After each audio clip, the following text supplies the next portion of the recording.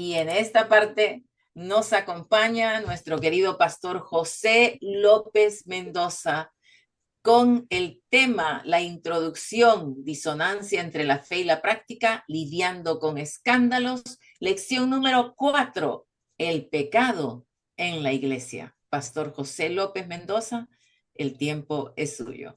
Bienvenido. Gracias. Una vez más, buenos días para todos mis hermanos. Estamos en una lección sumamente valiosa que se titula El pecado en la iglesia. Estamos estudiando Primera de Corintios y por lo tanto voy a compartir la pantalla con ustedes. Gracias. Ahí la tenemos. El apóstol habla de situaciones que contextualizan con la realidad que vivimos ahora. Nuestro versículo está en Primera de Corintios, capítulo 6, versículo 19 y 20. Dice, ¿no saben que su cuerpo es templo del Espíritu Santo que está en ustedes, que tienen de Dios y que no son sus propios dueños? Porque han sido comprados por precio. Por tanto, glorifiquen a Dios en su cuerpo y en su espíritu, los cuales son de Dios. Vamos a orar. Padre amado, vamos a estudiar tu palabra. Permite que tu espíritu esté presente como nuestro maestro. Toca nuestros corazones, danos entendimiento y un corazón dispuesto para escuchar tu palabra. En el nombre de Jesús. Amén. Muy bien, es una alegría poder compartir con ustedes esta lección, que es una lección sumamente valiosa. Si ustedes me preguntan cuál es lo más difícil que ha tenido que hacer en su ministerio a través de los años, es justamente cuando tenemos que disciplinar a un miembro, tenemos que participar de la disciplina. Es la parte más difícil que se tiene que realizar y hay que realizarla, pero no es nada fácil ni agradable. Y hoy estamos estudiando una lección que nos ilustra justamente esto.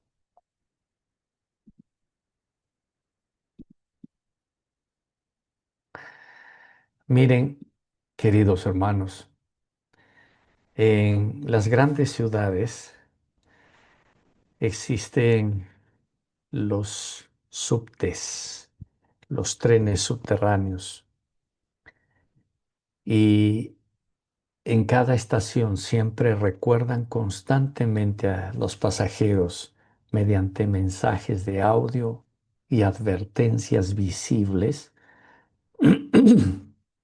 que tengan cuidado de no acercarse demasiado al lugar donde pasan los trenes. Es obvio que las personas deben darse cuenta por dónde caminan, porque si caen en ese hoyo, pueden tener lesiones graves o hasta perder la vida. En consecuencia, es necesario recordarles continuamente a los viajeros de lo que es obvio. Pero a veces hay una brecha entre lo que nosotros sabemos y lo que debemos hacer. Muchas veces no es fácil entender el por qué las personas no tienen coherencia entre lo que saben y lo que hacen.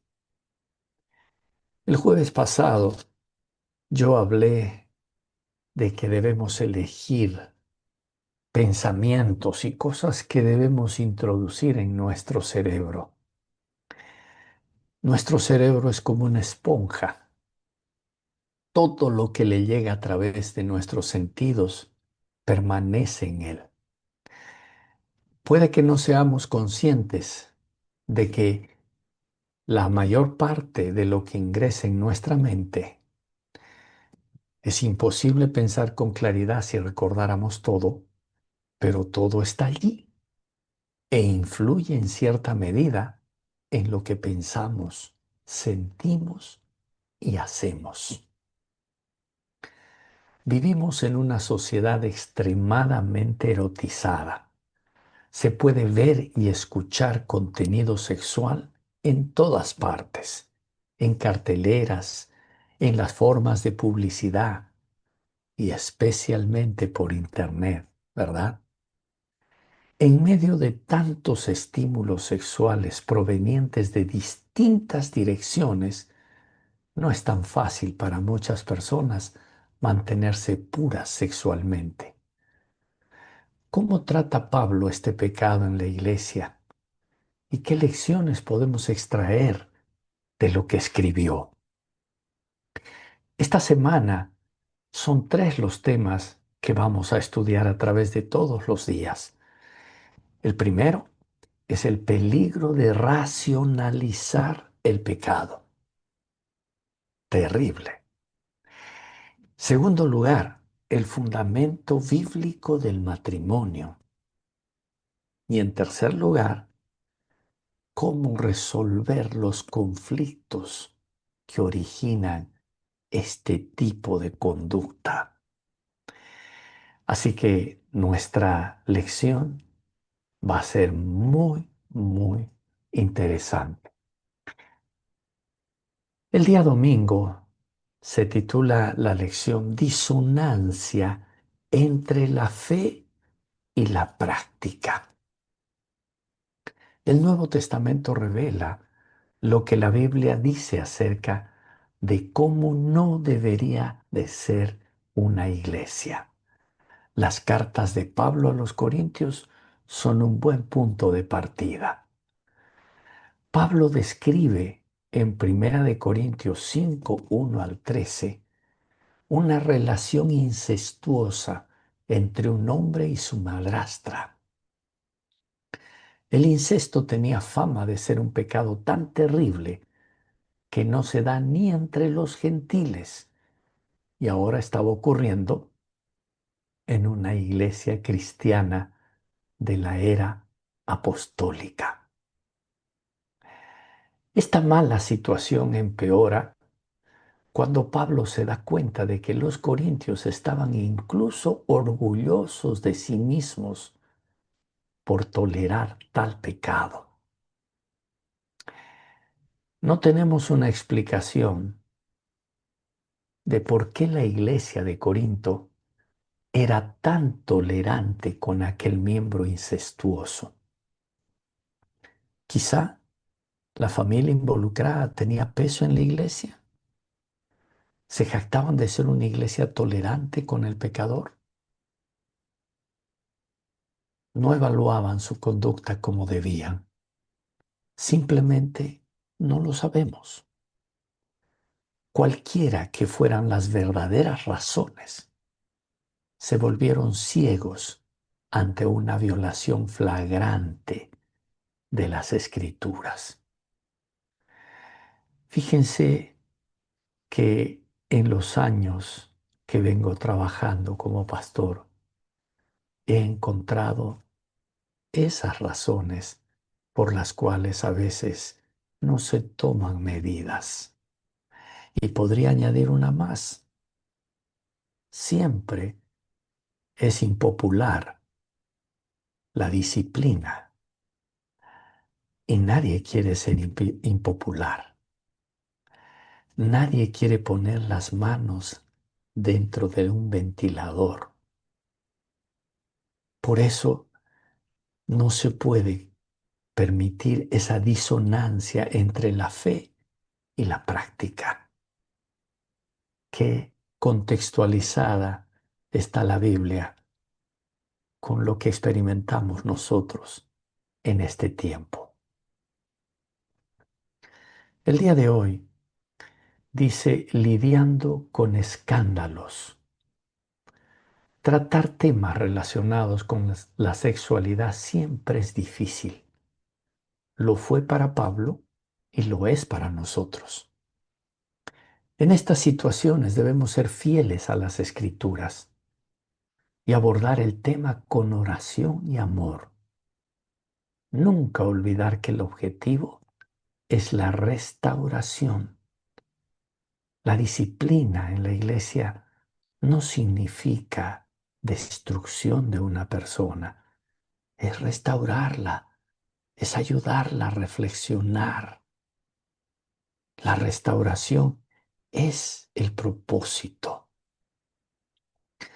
Pero la lección nos recuerda que los escándalos sexuales requieren disciplina eclesiástica. Esto lo dice Primera de Corintios, capítulo 5, versículo 3. Y lo que el apóstol Pablo dice a continuación puede sonar extremo para algunos.